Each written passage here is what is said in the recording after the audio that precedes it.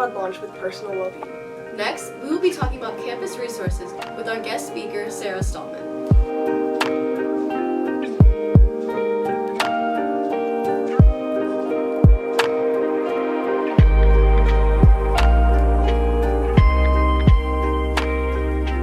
Hey guys, welcome to episode 2 of Personal Wellbeing. I hope you guys watched our episode 1.5, which was our interview with our special guest, Sara Stahlman from Campus Health, where she went into some about resources on campus that can help you with your health. So yeah, I'm Anna Zhang. I'm Ella Fitzgerald. I'm Sanjana Ram. I'm Erin Atos. So yeah, let's just kind of talk about like what we thought about that interview, kind of like our experience with things that she talked about, and yeah, what was your overall thoughts? One of my favorite things that we talked about with Sara Stahlman, she talked a lot about balance and finding balance between different things. One take that she kind of had that I hadn't heard before was creating friction in different activities. So like, I think she said when she was in college she was on a rowing team, and excuse me, she didn't like getting up in the morning. So to help with that, she reduced the friction by sleeping in her workout clothes and having breakfast ready for her in the morning, so that it was easier to get up and go to the workouts in the morning. So reducing the friction in things that are hard to do but necessary, and then I guess increasing friction in things that you don't necessarily want to do. I don't think she had an exact example of that, but that was one of my biggest takes from her interview. Yeah, I think like an example of like increasing friction that I can think of I do. Like waking up in the morning, I put my phone across the room so I can't just like turn it off, the alarm, like when I get up. Yeah. Yeah. That's smart. I should start. Yeah, I should start doing that. Yeah. I know there is this like one app where you can like it'll be an alarm and you have to like play a game or something to like to stop the alarm. So that way like you have to be awake and like use your brain. I feel like my roommate would get really upset with me with that though. Yeah. Like I can't solve a puzzle or something. Every It's single just time. going. I would solve the puzzle and still go back to bed. Yeah. Yeah.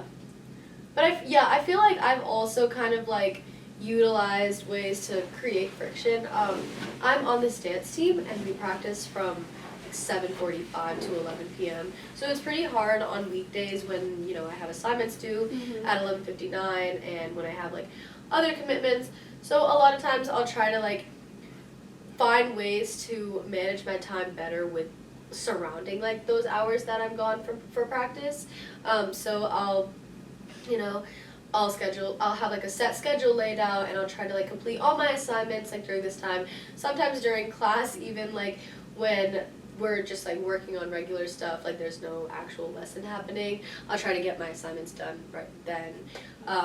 Or I'll wake up earlier in the day to try to finish my assignments then. So that way I won't have to worry about that like during practice. Yeah, preparing ahead, I definitely think that's like a big thing in college because there's so many things that come up. Yeah. So like if you know there's a gap in your schedule where you can prepare for later, that's important. Yeah, definitely. I think another really good way I've done that is like how I've created my schedule.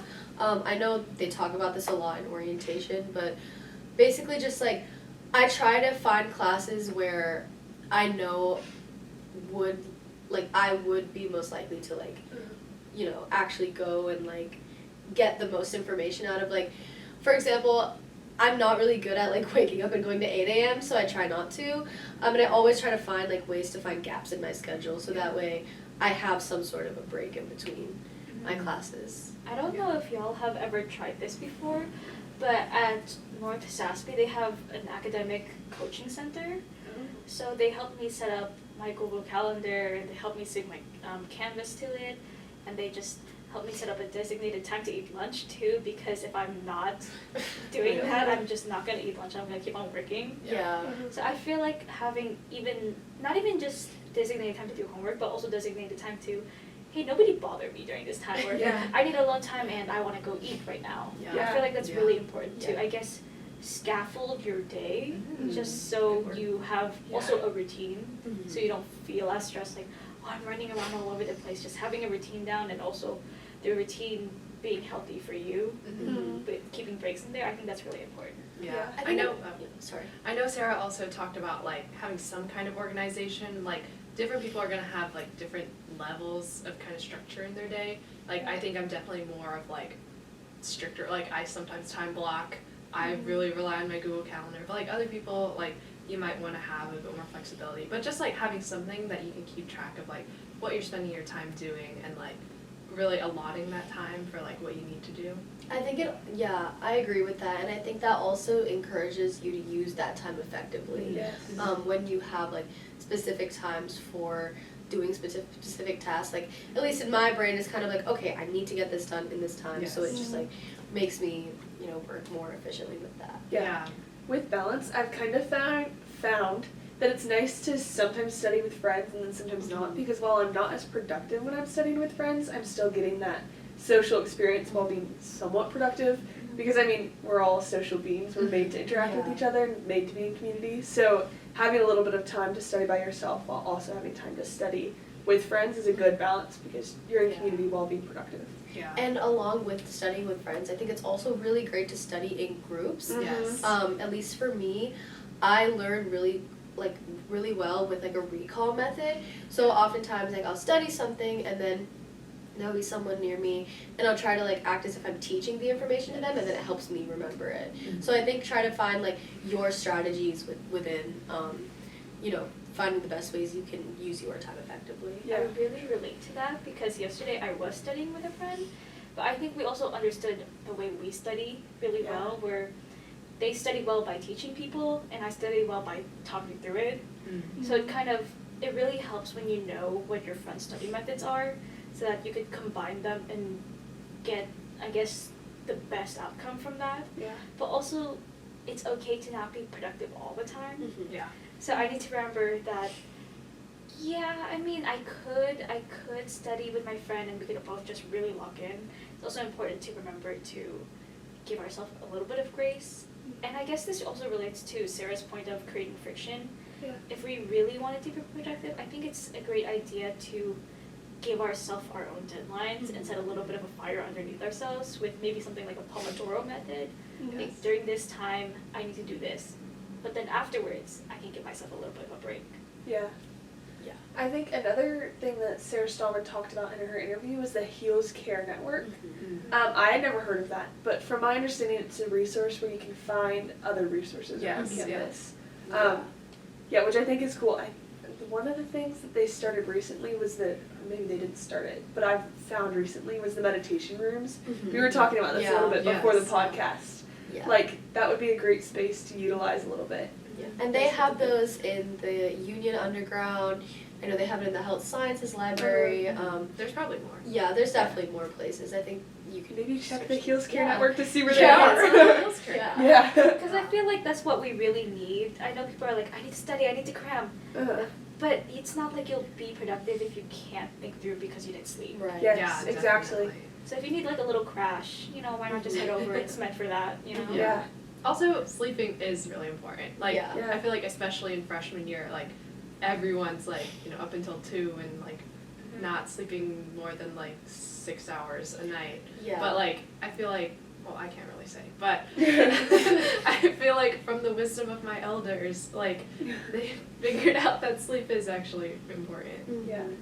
I think another thing with that is a lot of students, because they're so drowned in work and staying up late with that, they also feel like they're sacrificing their social life and they don't want to do that. So even on the times they have free time, they want to like stay up later, they want to like find a way to do everything they can. But I think it's really good to find a balance between those two and know that it's okay to not go to everything and kind of like give yourself some grace with that. You don't have to be at every event, every study session, every single thing. Yes. That was, I think, another point that Sara Stahlman said, like, learn to say no. Yeah. Especially here, I mean, we kind of touched on this the last episode with clubs. Like, you don't have to join every single club. You can say no. You don't have to go to every single event. Like, you can say no. Yeah. And even then, I think clubs are really flexible, where you don't have to show up to every meeting. Yes. And if you just maybe let somebody know, depending on the club you're in, or I know some clubs do mandatory events, but if you really don't have like the energy for it, don't go, and I think they'll completely understand. Yeah. Yeah. Because they're also in the same boat. Yeah. Yeah, and also what Sara Stahlman talked about is like along with the finding certain clubs, she also said, like, she acknowledges that, you know, everyone tells you to try everything, to do everything you possibly can, but you don't have to commit to everything. You don't feel like you don't have to feel like you need to be 100% all in for every single club you join. That's the point of there being so many clubs on campus. It's for you to find where you belong. If you feel a club isn't right for you, you can just say no. You can just drop the club. Yeah. Like, it's all about, like, finding what's right for you, so that way you can put your 100% effort into the club, which benefits both you and also, you know, the club members. Yeah. That's true. Yeah. That's true. Yeah, I think another piece of balance that I've found is, like, important to me, at least, is also giving back to the community. Mm-hmm. So, like, finding places to volunteer or gaining a leadership role in a Yeah. club or something like that. That also helps with balance because, like, you're getting so much from the community, and it, as much as it benefits the community, also kind of benefits us to give back. Yeah. To That those reminds places. me of what we were talking about in the last episode. We were talking about mentors. Yes. Yeah. I think after a while, when you start to get used to everything, you could be like, well, now I want to be a mentor and I want to help somebody out. Yeah. So Definitely. if you want to give back that way, you could definitely be the mentor that you wanted. Yeah, for And sure. it looks good Yeah. on your resume. But But that shouldn't be the only reason you do it. So I know Sara Stahlman talked about a lot of resources on campus that you can go to. Like, I know there's CAPS, there's you know, the Campus Health. But what are you guys' experiences with using those resources, and what advice would you give to students? I have the most experience with Campus Health, and my biggest piece of advice is use it because it feels like basically a free doctor's appointment. I got in there in and out same day, still had time to go to my lecture. They're very attentive to you, and like all your resources are there. You actually can get medication really quickly. Mm-hmm. So I feel like it was one of those resources I didn't realize I had, but once I went, I was like, oh, I'm very comfortable with going in for a second doctor's Right. appointment Yes. because it's quick, people are there to listen to you and provide you with all the resources you can get, and they know since you're a student you probably won't be able to drive out. So they're going to try and make things as easy for you as possible. Yeah. I don't have any experience with, like, the main campus health building, but I went to the mini clinic. I did think, too, yes, yeah. you were talking about that. Yeah. And it honestly, I suggest if you're just, like, feeling sick, I was feeling under the weather, so I ended up having an RSV, which was not fun, but that's Oh. okay. Oh But they were super nice, and it was super easy to get the tests, to go in and see people. You put an appointment online, and I think I literally made the appointment the same day I went. So it was super easy, not crowded. Yeah. Was your experience similar? Yeah, mine was actually also very similar. Yeah. I ended up putting the appointment like 10 minutes before I went in. Yes. Wow. And I went in, I went out. It was like so chill, so easy. And they said I had to go do an X-ray, but then I didn't need to. But yeah, I feel like that the mini clinic is really useful for when you don't feel like you like heavily sick or anything, but you still would like some like little small taken care of. I think that's really helpful. It's located in the student stores. Yeah. So it's like Super on North Campus, so I think that's also a really great thing that it's like more accessible. So I feel like, and also like something Sara Stahlman talked about was, or this is like quoted from her, but this is the only time in your life that you're gonna, or let me rephrase this, but she was like, there's never gonna be a time after this in your life where you're gonna be able to get health or like Free Medical free stuff, medical yeah. services like for free, like Yeah. you know, with no cost. Well, Kind of. Well, I mean, like in our yeah. tuition. You're You're already already covered paying in our for it. tuition, but like there's not gonna be any time in your life where you're gonna be able to go and get medical services with no cost up front. And I think that's like really great, and it's a really good thing to utilize. For sure. Yeah. That's why when I got sick, I swear I went like 3 times in 1 week. Just because I knew, well, I'm already paying for this. And I got my prescription literally at the same place. I got antibiotics literally in the same place on the same day. Yeah. So I just felt like it was so much faster than if I went to the doctor, went to Walgreens, came back to campus. Oh, I missed all my lectures, kind of. Yeah. Yeah. It's almost a wasted resource if you don't use it. Yeah. Because we're already We're already kind of kind of paid paying for for it. it. Yeah. Yeah. Yeah, and so with that, I feel like a lot of students, like, and also one of my setbacks in the beginning of the year was that I was scared that I was going to miss class, miss lectures, like Erin was talking about, because going to campus health, like, I mean, at the end of the day, like, it is still, like, you have to walk there, you have to get it, you have to come back. I was always scared that I would miss class, and so I wouldn't really go to campus health. Yeah. But I think it's really good for students to know that you can get excused from that. And Yeah. do you guys want to talk about, like, kind of your experiences with, like, using school-related absences, or medical-related absences? Yeah. I mean, don't really have I any had experience. one. Yeah. you got it. Well, okay. So I've heard people tell you, bring like Tylenol, you are gonna get sick there your freshman year, and I was like, that won't happen. 2 months knocked out with a cough that wouldn't go away. I Yeah. had pink eye. Oh my goodness. And I had another illness on top of it. It was not the flu, it was not COVID, had no clue what it was, but the cough wouldn't go away. I think that happened to me too. Yeah, so I had to get an excuse note. People completely understood because it was from the doctor. Yeah. I had the records at school. And even then, while I was missing classes, just because of the proximity, I was getting the care I needed. So I could bounce back relatively quickly rather than if I had to leave campus and drive, especially since while I was sick, I didn't feel well enough to like leave campus and drive. Close to passing out, but at least it was right there. There you go. That's It good. was.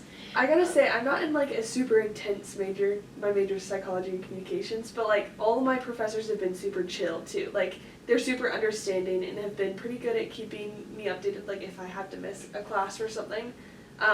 I mean, I guess that's kind of a point. Email your professors, like keep in contact with them. They're there to teach you. Yeah. Yeah. Most of them aren't that scary. If Yeah, you had a scary one, I'm sorry, but Yeah. yeah. And also, don't really like lose your mind over missing some class. I mean, I get you might miss material, Yeah. but they also, if your class has attendance policies, they'll write it into the syllabus usually where you can miss this Yeah, number of classes. Definitely.